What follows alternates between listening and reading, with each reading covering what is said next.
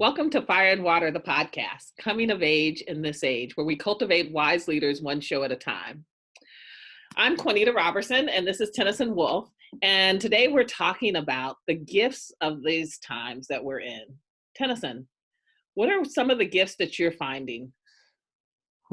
Well, let's see, I'm going to come at that just a little bit differently. So yes for the gifts and yes for the hopeful, but I want to just set a little context here. Because you and I have been in this conversation, and I know that a lot of people have been in this conversation. Earlier this week, I am in an email conversation with a couple of friends, and one of them, in a very, very thoughtful way, speaking around coronavirus and the everything of it, his version of the everything of it. He wrote that he was angry and sad and confused and hopeful. And I just immediately felt like, oh, hell, I so relate to all of that. I am not a neat and tidy package of hopeful.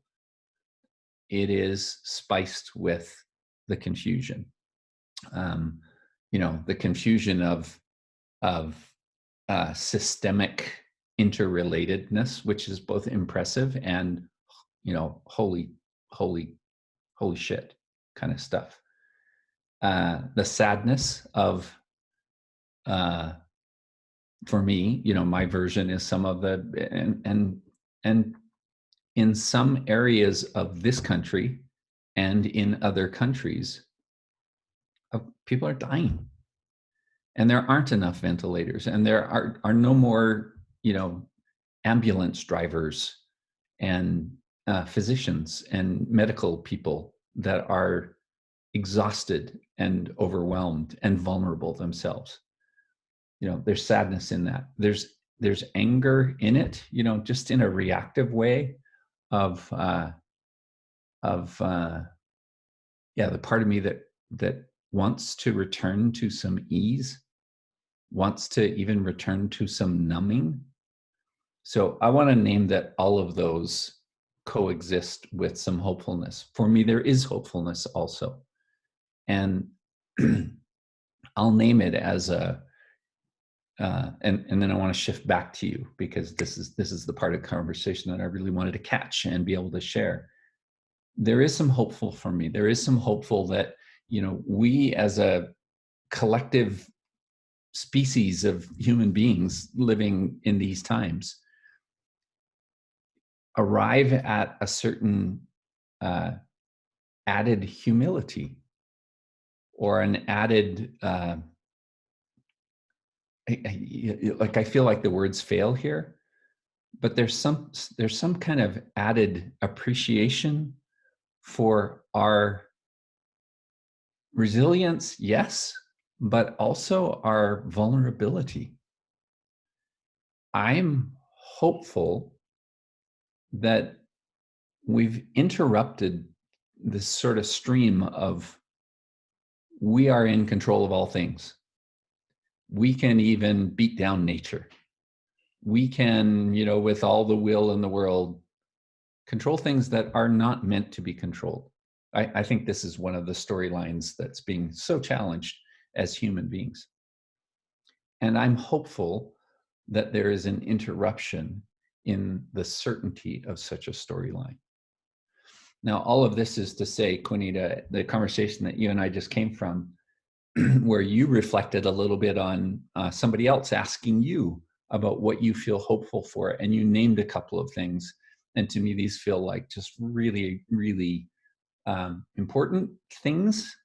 And also there are things under the things that I think are an essential part of the human storyline that some of us are trying to name.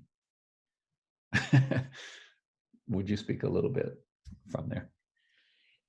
Yes, but I'll start with the anger first. Mm-hmm. I'll go through your line of anger, sad, and hopeful. And so some of the anger that I felt at the very beginning was when we started shutting things down, that we showed that when needed, we could shut things down within days. Mm-hmm. And the anger for me as a woman of color is that we've showed that when we have the will, we can do it. But we haven't chosen to do it with our poor education system. We haven't chose to do it with kids in poverty and dying. We haven't chose to do it in, our homeless population across the country. We hadn't chose to do it when so many people of color were getting shot and killed by the police. Mm-hmm. And so there's a hypocrisy in the fact that when you see that, when we want to do it, when we have the will, we can. Yeah. And that we just haven't chosen. It hadn't been important enough to us, which has then also some grief in it, right? Because for me, the anger, what's underneath the anger is just the deep grief and sadness of that. Another piece that was just have been sad to me is the quick rush that we went into moving from being in person to online. Because even our schools didn't freaking give kids 1 or 2 days of just being home to deal with the drastic change in their life. We didn't even take a moment for our children to adapt. They had to go that next Monday and they had schoolwork, right? And so there's grief in that for me. There's grief and sadness in that for me. Of course, there's grief and sadness in the fact that people are dying, but people are always dying. It speaks some to our relationship with death, our relationship to community, our relationship to our own grief. And so that was sad to me. There was a lot of grief. I was asked earlier today about where do I see hope? And my first answer was, the first part of my answer was that so many people are in pain. And to me, the reason that that's hopeful is I actually feel like we've been in pain for a long time, but we haven't all known it. And so there's an awareness of the pain and us having to sit with ourselves and be still or be in one place, because the running actually keeps us from having to feel the pain. And if we don't feel it, we don't have an opportunity to really choose whether we want to heal it or not. So the opportunity to step into our healing, I think, is present in a way that it has never been before. The other thing that I said that I'm hopeful for is that even though, I worked for Red Cross years ago and I've been through disasters, and I see how people show up in one way in the disaster, but when the pressure is off, they often can go back to, doing things like they were before. And one of the things I know, though, is that we can't not know what we know. Can't unknow. We can't unknow. Yeah. Yeah, we can't not know it, what we know. Yeah. And so once you have that in you, you can pretend, you can deny it, you can avoid it, but you still know it. And the work that we do with people, when we're constantly inviting them into themselves, we're constantly inviting them into quieter places, into sitting and asking questions within themselves that are deep kind of questions about where they're at, what's happening to them, inviting them to feel some of their own pain, that this offers an opportunity for us at the other side of this to invite people in to remember. That can help give them more of an opportunity to themselves as well. Yeah, thank you. I mean, I wanted to just bring some of this out into the recording that is a podcast, because there's so many people that are in so many things as it pertains to coronavirus. And there is something important to me about continuing to see sort of the broader storyline. It is not to deny the day-to-day. Like I've been telling people, it's an important time to be with your communities. And for some, that is virtual communities. And for some, that is like, don't forget your neighbor. Don't forget the person next door. Don't forget the person down the hall. And all of that is, even those have some strong doing energy in them. And let's celebrate the good that's in that. I don't want to miss the deep inner journeys that some of us are afraid of, that create this kind of, now I know this about myself and I can't unknow it.